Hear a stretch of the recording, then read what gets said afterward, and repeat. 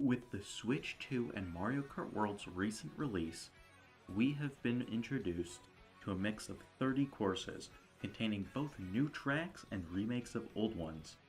But with any Mario Kart game, there's always a best track. So today I'm here to rank them, starting with Koopa Troopa Beach. It's just a beach. There's absolutely no variation between the different areas of the track, no cool scenery, no jumps. All you do is drive in a circle. Not only is the course pretty boring, but it's 5 whole laps. That's 5 times around the same circle with no variation. Koopa Troopa Beach's only saving grace is that the individual laps aren't very long, only being about 20 seconds or so. Desert Hills. An overall very plain track with only one standout. The Moais that run on the track and fly are one of my favorite obstacles in the game. But I think that's just due to Moais running and flying being a little absurd, and I'm a sucker for absurdity. Choco Mountain. I've never been the biggest fan of the mud courses that are in all these games, but Choco Mountain could have changed that. Now, while the charging chucks and the boulders do add to the course, a few more of each would have done wonders for Choco Mountain. DK Pass. A snowboarding track isn't really anything unique, though the beginning of the track has a lot of tight turns that are fun to drift through, and DK Pass is nice and quick so it doesn't overstay its welcome. Faraway Oasis. While I do like the exotic animals, they just feel so sidelined that it almost feels like a generic course, though the turn around the waterfall near the end of the course is great. Dandelion Depths. Driving around the waterfalls is kind of cool, but the rest of the course isn't really memorable, though I do enjoy the music, so that's something I guess. Mario Bros. Circuit. This track feels like it's supposed to be a nice sample of what's to come in the rest of the game, but that's all it is. I do love the Route 66 theme, so it has that going for it. Peach's Stadium. Driving through the air around the castle is neat, but just a tad too basic to compete with the higher rated courses. I am adding points for some of the sharpest turns in the entire game though. Peach Beach. This track has a fair bit of variation, from driving on the beach to flying between some very tall buildings, but the track has a boring end with a water segment that feels around 3 times as long as it should be. Wario Stadium. So many jump and trick spots help make you feel like you're zooming around, and the big jump at the end is a great end to a track. If only the track had more variation to it, or a more unique theme than Stadium. Toad's Factory. Honestly, mostly bland, but the drifting section where you get boosted by the conveyor belt feels fast, and the driving on the steel beams at the end of the lap gives the feeling of skipping a lot, which, in racing games, is definitely a positive. Mario Circuit. A nice remake of a classic track that doesn't overstay its welcome. Also, damn, it's astonishing to see just how far Mario Kart and gaming in general has come since the original Mario Kart release. Moo Moo Meadows. Not enough cows, and I mean it. There's only like 3 cows that serve as obstacles on the entire track. There's more Monty Moles than cows. Starview Peak. While the course itself is both fun to play and has the alright theme of a modified Comet Observatory from Mario Galaxy, mixed with an ice course, it's a little bit longer than I think it should be. Dino Dino Jungle. The dinosaurs being on the track with some you can even drive on gives that Jurassic Park vibe to this course. Shy Guy Bazaar. From the tents to the rafters to the streets to even under some buildings, this track never feels as though it's dragging on. This is one of the courses that is helped the most by the world aspect of Mario Kart World, with the roads into the bazaar being visible when you're flying at the end of the track. Crown City. One of the better city tracks in a Mario Kart game.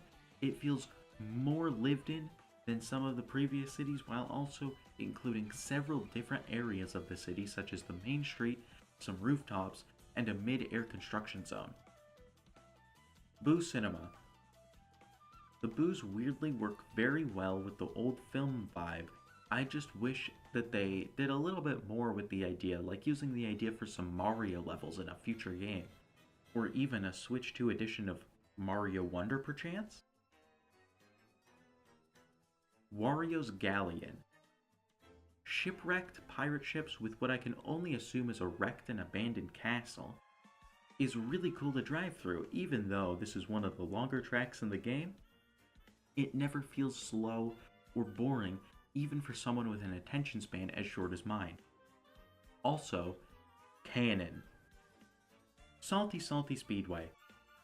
Driving through the canals of Venice was definitely one of the better ideas for a track in this game, and it's even fun to play, except for the wide stretch of water at the end that feels like it goes on for far too long. Cheap Falls. The Japanese theming mixed with the river rapids make this course one of the best on theming, though unfortunately the actual gameplay aspect holds this course back by being average. Whistle Stop Summit. This just feels like a more complete version of Mario Bros. Circuit, since they both share a similar vibe, just Whistle Stop Summit has more to offer. The train tracks add more rail grinding, while the train itself is an obstacle that travels the course. Once you travel down the mountain, you enter a construction zone with multiple paths you can take, which, of course, multiple paths is definitely a major positive. Sky High Sundae. The theming of all the ice cream works wonderfully, but the most notable part of this track to me is that the layout might as well be Baby Park, with some actual meat to it. While the shape of the truck matches Baby Park, the track itself feels so much more, which is due to all the forks in the road and other side paths that improve upon the design of Baby Park. Though I do still want 24-player Baby Park, as that would be its own kind of fun. Dry Bones Burnout.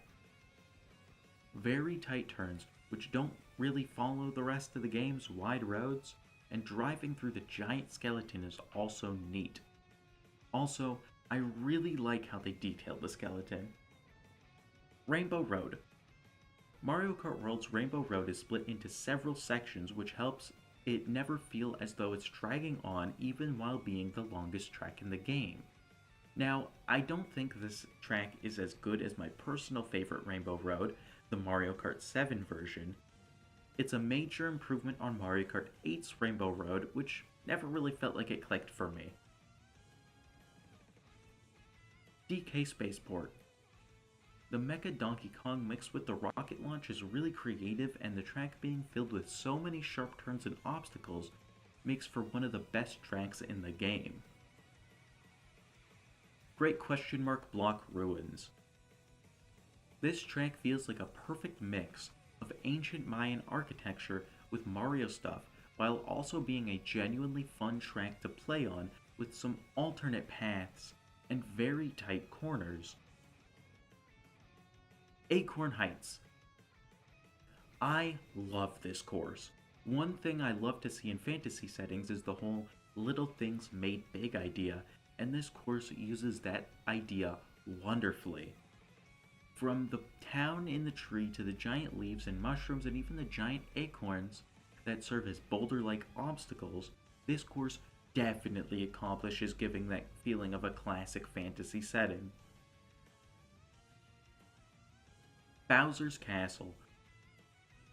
If this course was just composed of the tight turns surrounded by lava that make up the beginning of the track, then it would be up to snuff with a lot of the courses in the game. But instead they added the lava jump, the giant lava Bowser head, and the meteors, which just make this course so damn cool. Airship Fortress.